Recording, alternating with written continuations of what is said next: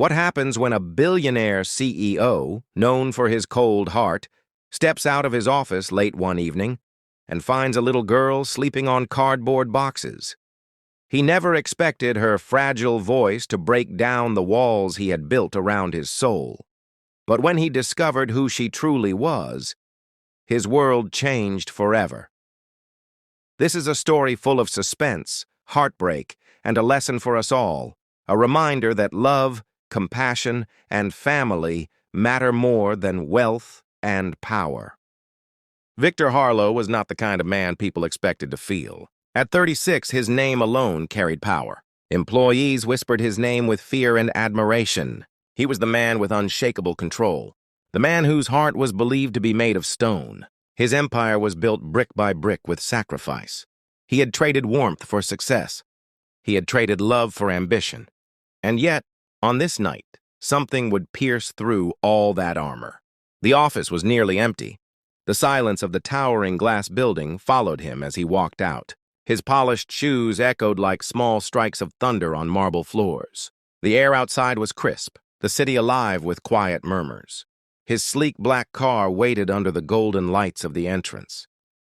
It should have been a normal night, but life doesn't warn us when it plans to change everything. Victor's gaze caught something unusual at the far corner. At first, he thought it was a bundle of cloth or trash, but then the shape moved. His steps slowed. His breath caught in his throat. There, near the delivery entrance, a small figure lay curled up. Not trash, not cloth. A child. She couldn't have been more than 5.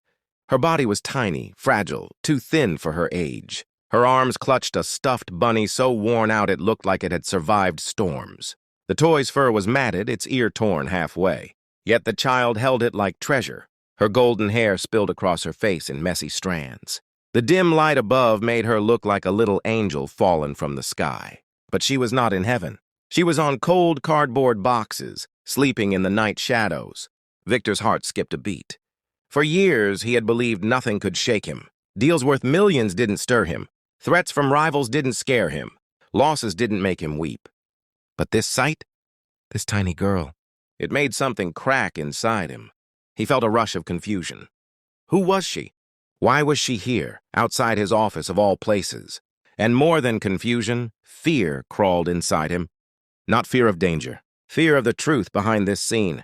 A child sleeping outside meant one thing: abandonment. And abandonment was a cruelty he had always hated, even if he never spoke about it. Her chest rose and fell with soft breaths. Her lips trembled in sleep, whispering something he couldn't hear. Victor stepped closer, each stride heavy, his pulse loud in his ears. The city lights flickered on glass walls above them. The night cars drove past, unaware that a world was about to change. Victor, the man of steel, the man untouchable, suddenly felt powerless. Because for the first time in years, he cared. And that feeling was dangerous. It was the beginning of something he could not control. He stood frozen, torn between logic and instinct. Logic said to walk away. This wasn't his responsibility. Instinct said to kneel down, to touch her shoulder, to ask if she was okay. For once in his life, instinct won. His voice, low and uncertain, broke the silence. "Why is a child sleeping here?" he whispered to himself.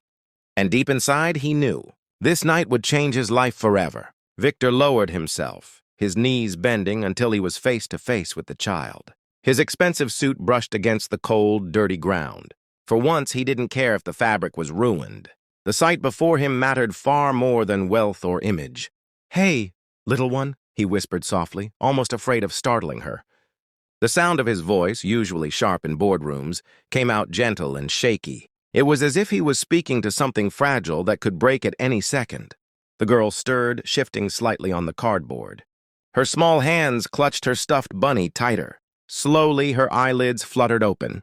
2 wide ocean blue eyes looked up at him, startled, scared, yet strangely calm, as if she was used to waking up to strangers. Victor's chest tightened. This child had known fear before. This wasn't the first time she had been alone in the dark. Her lips parted and her voice, soft, cracked, but heartbreakingly sweet, slipped out. "Please, don't take my bunny," she murmured. The words stabbed at Victor like knives. Not food, not water, not shelter. The one thing she feared losing most was her worn, broken bunny, the only friend she had in this world. Victor blinked, stunned. For the first time in decades, words failed him. "I'm not here to take anything," he said gently, his voice low, almost pleading. He reached out slowly, not touching her, but close enough for her to know he meant no harm. "I just want to know your name." The little girl hesitated. Her chest rose and fell with nervous breaths. Her tiny fingers stroked the bunny's ear, as though asking it for courage. Finally, in a trembling whisper, she said, "Natasha." Victor's world paused. The name hit him with a force he couldn't explain. Natasha. It stirred something in his memory, something he wasn't ready to face yet. But he forced himself to push the thought aside. He needed to focus on her. "Natasha," he repeated softly, letting the name roll off his tongue like a prayer. "It's a beautiful name." Her blue eyes blinked at him, uncertain if she should trust this tall man in a suit. Victor swallowed, his throat dry. He asked the question that weighed on him heavily. "Where are your parents?" The moment the words left his mouth, her lips quivered. Her small shoulders shook. Tears filled her eyes, but she fought them back with a bravery that no 5-year-old should need to have. "Mommy," she whispered, her voice cracking. "Mommy went to sleep and didn't wake up." Victor froze. The words carried the weight of death, yet spoken so innocently. His heart clenched painfully in his chest. Natasha sniffled, rubbing her face against her bunny. "Then a lady came. She said I couldn't stay. She told me to go away. She said—" Her voice broke, trembling like shattered glass. "She said I don't belong in her house." The silence that followed was deafening. Victor's breath grew heavy, his jaw tightening. This child, this innocent little soul, had been tossed aside like trash. No roof, no family, just a stuffed bunny and cardboard boxes. Victor's chest tightened with an ache he had never felt before. For a man who had everything, he suddenly realized he was face to face with someone who had nothing. And in that moment, one truth echoed in his mind. He couldn't walk away. Victor stood frozen in the cold night air. Logic told him to call the police or social services. But his heart, something he had long buried, wouldn't let him. He couldn't leave her there, sleeping on cardboard, clutching a broken toy. Carefully, almost reverently, he lifted Natasha into his arms. She was lighter than he expected. Too light, as though life had been feeding her crumbs instead of meals. Her tiny head rested against his chest. She let out a small sigh, as if she had finally found safety. That trust, blind and instant, startled him. Why did she cling to him as though she knew him? Victor carried her to his sleek black car. For once, he didn't care about the leather seats or appearances. The world could have stared and he wouldn't have noticed. He only noticed her. The ride to his mansion was silent, except for her soft breathing. Every breath she took felt like a fragile promise in his arms. When they arrived, he carried her inside. The warmth of the mansion greeted her. Tall ceilings, crystal lights, marble floors, things most adults gawked at. But Natasha's eyes didn't linger on riches. They darted toward the fireplace, glowing with soft amber flames. For the first time, she looked alive, her blue eyes widening with wonder. "Hungry?" Victor asked quietly. She nodded, shy but hopeful. The butler hurried to prepare soup, and when the bowl was placed before her, Natasha grabbed the spoon with trembling hands. She ate as though she hadn't tasted food in days. Every sip of warm broth painted relief across her pale face. Victor watched in silence, a storm of emotions swirling inside him. He had dined with presidents. He had signed contracts worth billions. But watching this little girl eat soup in his kitchen, it felt more important than all of it combined. Later that night, when Natasha was tucked into a soft guest bed, clutching her bunny, Victor retreated to his study. But sleep refused to come. Something about her wouldn't let his mind rest. Her eyes, her hair, her smile, faint and fragile but familiar. He unlocked a drawer he had not opened in years. Inside lay pieces of a past he had buried deep. Photos, letters, memories. With trembling fingers, he pulled out an old photograph. The edges were worn, the colors faded, but the image was clear. A woman. The woman he had once loved so deeply, it had almost broken him. Golden hair that shone in sunlight. A smile that could melt the coldest heart. They had parted ways years ago. Circumstances, choices, pride. The kind of heartbreak that leaves scars no one sees. Victor's hands shook as his eyes darted between the photograph and the memory of Natasha's face. Her eyes, her golden hair, even the way her lips trembled when she spoke. The resemblance was undeniable. Natasha wasn't just any little girl. She carried pieces of someone he had once given his heart to.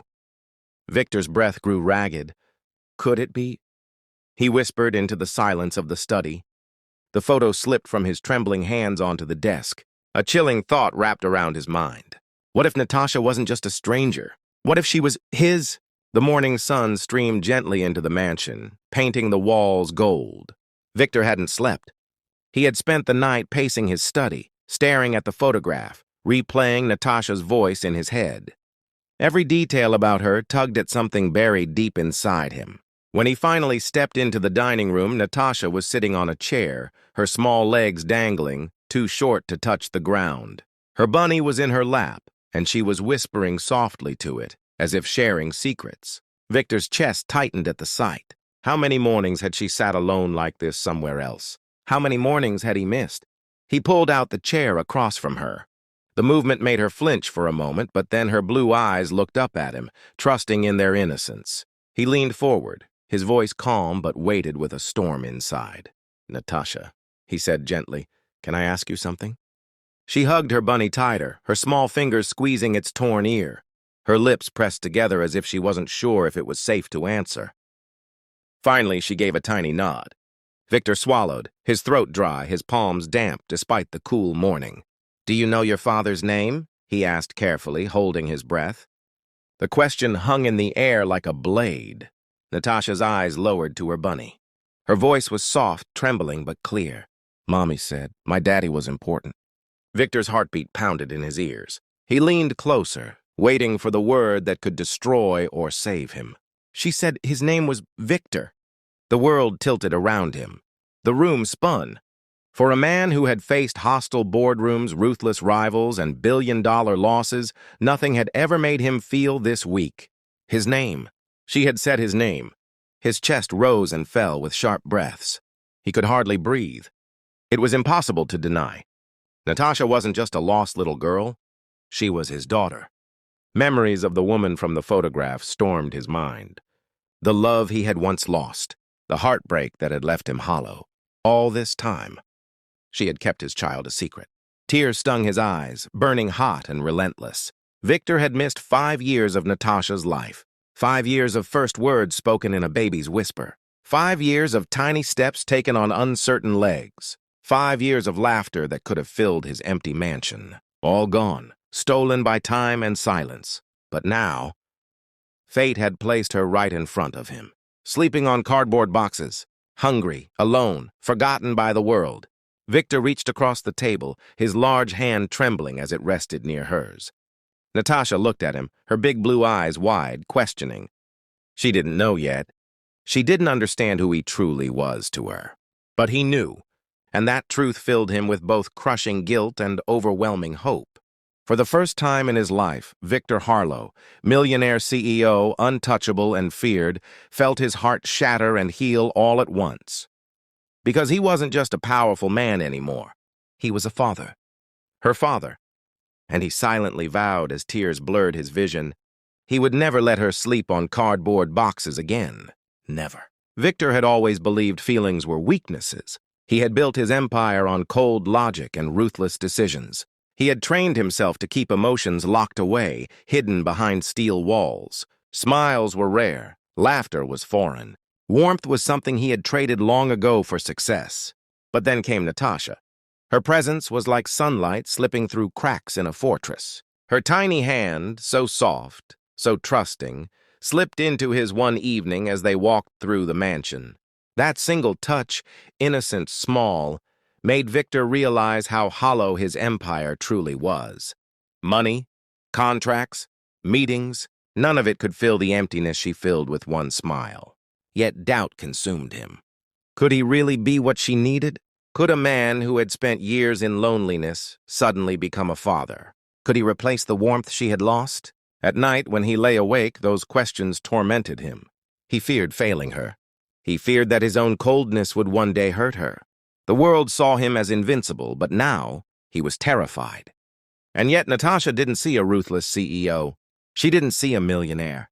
She only saw the man who sat by her bed at night, holding a book with colorful pictures.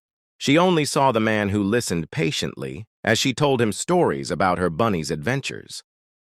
She only saw the man whose arms wrapped around her when nightmares made her cry. Every hug, every giggle, every whispered daddy chipped away at his walls. Piece by piece, she dismantled the fortress he had built around his heart. Piece by piece, she reminded him what it meant to feel.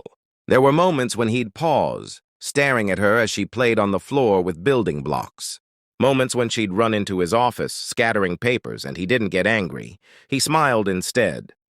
Moments when she'd fall asleep on his lap, and he realized that no contract, no meeting, no deal mattered more than holding her. Victor found himself changing. The man who once chased money now chased laughter.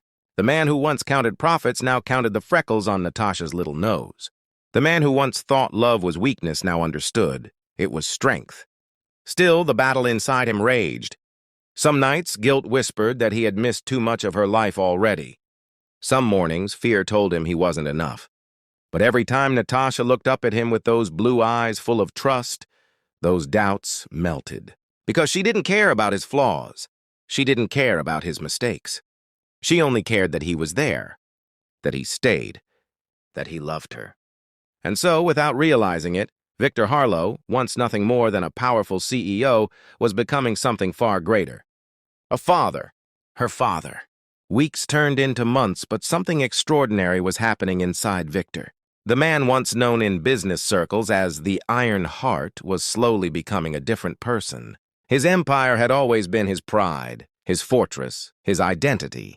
But now, when he walked through the grand halls of his office, his thoughts weren't on contracts or profits. They were on a little girl with sparkling eyes who waited at the school gate with her bunny in her arms. People noticed.